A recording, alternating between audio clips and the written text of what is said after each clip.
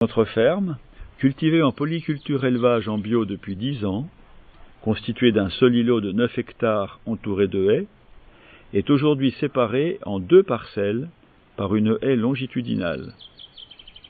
Mais les haies transversales, qui formaient le maillage bocager jusqu'au début des années 60, ont disparu.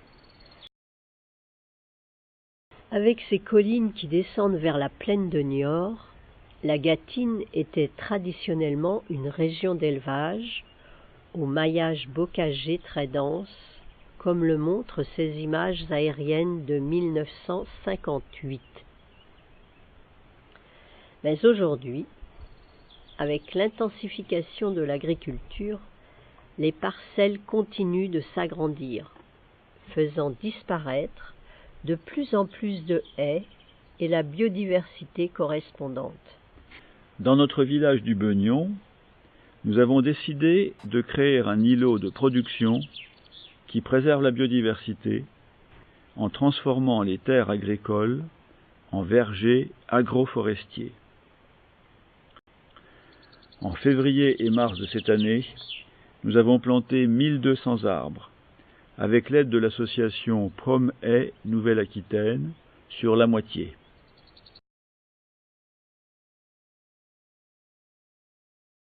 L'hiver prochain, nous désirons étendre les principes de l'agroforesterie à l'autre parcelle. Création d'un chemin bordé de 2 haies latérales. Plantation de 2 haies champêtres transversales pour recréer 3 parcelles d'un peu plus d'1 hectare chacune.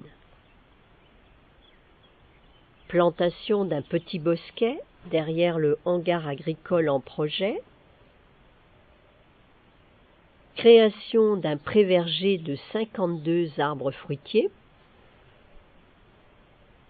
Et plantation de 600 mètres linéaires de haies fruitières à haute diversité.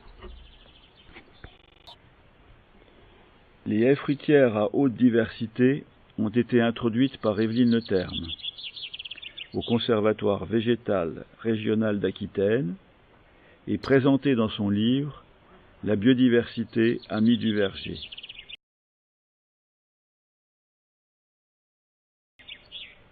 Avec cette forme de verger encore expérimentale et la pratique de l'agriculture régénératrice, l'ensemble deviendra une ferme expérimentale et un lieu de formation à ces nouvelles techniques, en plus des formations à la taille douce et au jardinage bio, qui y sont déjà données depuis plusieurs années.